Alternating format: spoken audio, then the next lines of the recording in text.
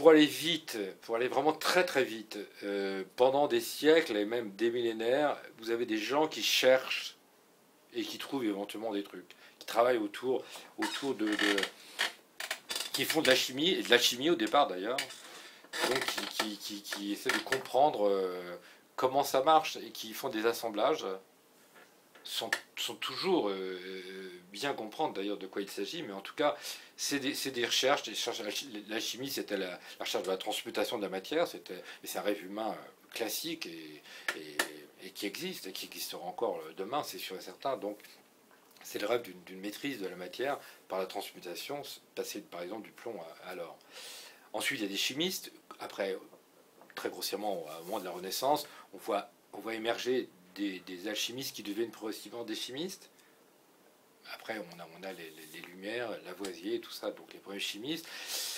Tous ces chimistes cherchent, bricolent, ce sont des bricoleurs, parfois de génie, ils inventent, ils synthétisent des trucs, ils voient pas trop, très souvent c'est par accident, ils trouvent au fond d'une éprouvette ou d'un tube d'essai, ils ont provoqué une réaction chimique qu'ils n'ont pas du tout maîtrisée, et accidentellement ils trouvent quelque chose, et ils essaient de trouver un usage, ou ils essaient de comprendre de quoi il s'agit. Parfois c'est purement génial. Dans le 19e siècle, il y a des inventions qui sont marrantes et intéressantes. Par exemple des colorants disons synthétiques. Par exemple la mauvéine, c'est un colorant qui permet de colorer en mauve, comme le nom l'indique, et qui a été immortalisé par la reine Victoria d'Angleterre, qui a commencé à colorer ses robes avec ce colorant industriel. Le vrai tournant, c'est la rencontre avec l'industrie. On parlait de l'alimentation tout à l'heure, c'est un peu le même processus. C'est-à-dire qu'il y a une industrialisation de la chimie.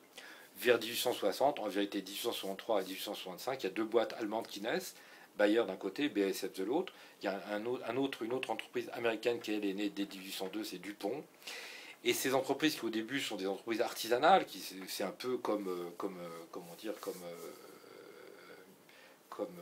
Apple au point de départ, c'est des toutes petites boîtes de rien du tout. Ils bricolent, ils grossissent grâce à ces boîtes grossissent grâce à la guerre. C'est quand même fondamental de comprendre ça, car DuPont a fait sa fortune aux États-Unis essentiellement grâce à la guerre de sécession et ensuite à la guerre de 14. Bayer et BASF font leur fortune grâce à la guerre de 1914. Il y a une alliance maudite qui se crée à ce moment-là entre les chimistes, l'industrie et l'État via la guerre. C'est une alliance qui ne se défera plus. En fait, on vit encore sous le sceau de cette alliance terrible, abominable, symbolisée au mieux, selon moi, par la personnalité d'un Allemand, Fritz Haber. Fritz Haber, c'est un mec en deux mots comme saisissant, puisque d'un côté, il invente la synthèse de l'ammoniac, ce qui ne dira rien à personne, mais la synthèse de l'ammoniac, grâce notamment à l'azote de l'air, c'est prodigieux parce que ça ouvre la voie aux engrais azotés, donc à une multiplication de la productivité des sols agricoles. Donc d'un côté, il réussit ça en 1904, et de l'autre côté, et d'ailleurs en s'appuyant en partie sur sa découverte de la synthèse de l'ammoniac, il va permettre à l'armée allemande, à l'armée impériale allemande, de fabriquer des explosifs et des munitions, car en vérité, quand on arrive à synthétiser de l'ammoniac, on peut très grossièrement soit faire des engrais azotés, soit fabriquer des explosifs. C'est très proche. Chimiquement, c'est très proche. Donc d'un côté, il va permettre à l'armée allemande de mener une guerre de longue durée parce qu'ils ne peuvent plus importer, il y a un blocus maritime, ils ne peuvent plus importer du guano, des nitrates du Chili et du Pérou. Et donc l'Allemagne a besoin de pouvoir fabriquer avec ce qu'elle a sur son territoire des explosifs et des munitions. D'une part, Haber permet ça à l'armée allemande. Et d'autre part, de manière encore beaucoup plus spectaculaire, ce chimiste de génie, car c'était un chimiste de génie, va inventer la guerre des gaz, c'est-à-dire ces trucs absolument atroces. Il propose à l'état-major allemand de faire des essais, de relâcher du gaz toxique, mortel, sur les tranchées ennemies. Et l'état-major lui crée un régiment sur mesure qui s'appelle le régiment Peterson. Ils vont remplir 5000 bonbonnes en acier de chlore, pas des petites bonbonnes, des bonbonnes plus hautes que moi, qui peuvent faire 70-90 kg de poids. Ils disposent ces saloperies de bonbonnes remplies de chlore sur le front belge, à Ypres, face à des tranchées françaises. Ils attendent que la météo soit favorable, car il faut que la météo soit favorable pour que le nuage ne revienne pas sur les tranchées, soit stagnent au-dessus des tranchées allemandes, soit leur reviennent sur le nez. Un beau jour, le 22 avril 1915, tout est bon, et le régiment Peterson débouche sur 8 km de front ces milliers de bonbonnes de gaz, et le gaz se répand sur les tranchées françaises, et en quelques minutes, plusieurs milliers de soldats français, dont beaucoup sont d'ailleurs algériens, meurent dans d'atroces souffrances. Le front est ouvert sur 4 km, les Allemands s'en font, parce que le fantasme, c'est on va tuer tous ces connards, et on va crever le front, et on va gagner la guerre comme ça. Il y a une trouée de 4 km qui est stoppée presque instantanément par des troupes canadiennes, et donc on a tué plusieurs milliers de mecs, on a asphyxié par le gaz plusieurs milliers de mecs, sans aucun résultat militaire. L'affaire va continuer, je vous passe les détails, mais Haber va être prix Nobel de chimie en 1919 pour l'année 1918, non pas pour la guerre des gaz, quand même pas, mais pour la synthèse de l'ammoniac qu'il avait réussi en 1904. Et c'est une date clé parce qu'elle signifie l'impunité. C'est-à-dire, au début, en 1918, il a peur, Haber, d'être sur une liste. Il est sur une liste de criminels de guerre. Il s'enfuit en Suisse parce qu'il croit qu'il va être rattrapé et qu'on va lui demander des comptes. Il a tort. Il revient très, très peu de temps après. Il est fêté. Il reçoit le prix Nobel de chimie. Et c'est une date très importante parce qu'elle signifie l'impunité. C'est-à-dire, on ne demandera aucun compte à Haber, et tous ses successeurs sont dans la même ligne, ceux qui se mettent au service de l'Allemagne nazie, qui a inventé des gaz sarin, le gaz tabac, le gaz saumon, etc. Tout ce qui a suivi ensuite. Il y a un fil rouge, selon moi, c'est l'impunité qui mène à l'irresponsabilité. Ces gens-là font ce qu'ils veulent, comme ils veulent, autant qu'ils veulent.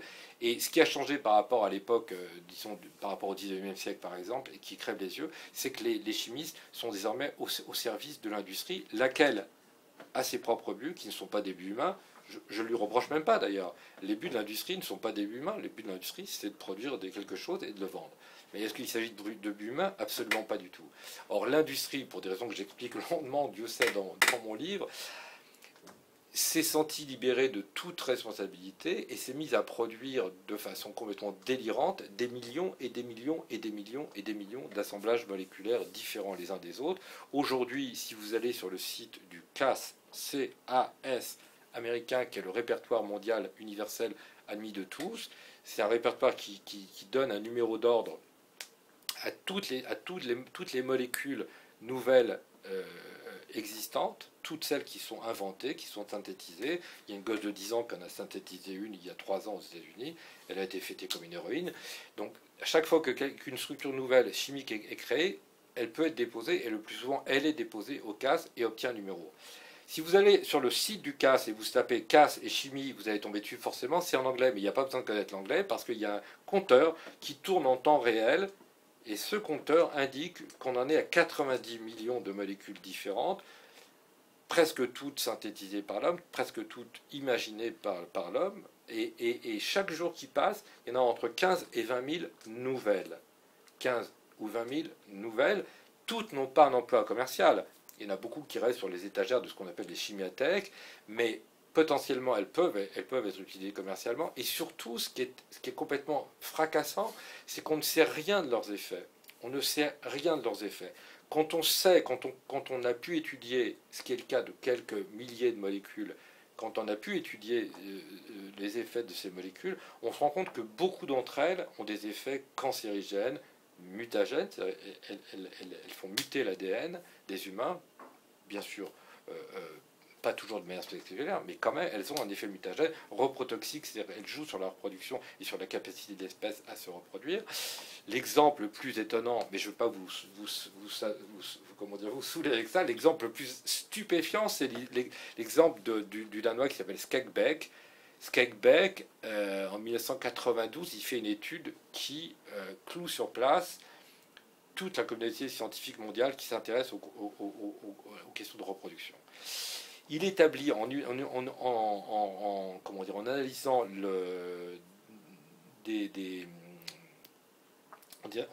analysant du sperme qui a été conservé dans des banques du sperme au Danemark entre 1940 et 1990, il établit, ou il pense établir, que le nombre moyen de spermatozoïdes dans ce qu'on appelle l'éjaculat humain a diminué de moitié en l'espace d'un demi-siècle. La moitié.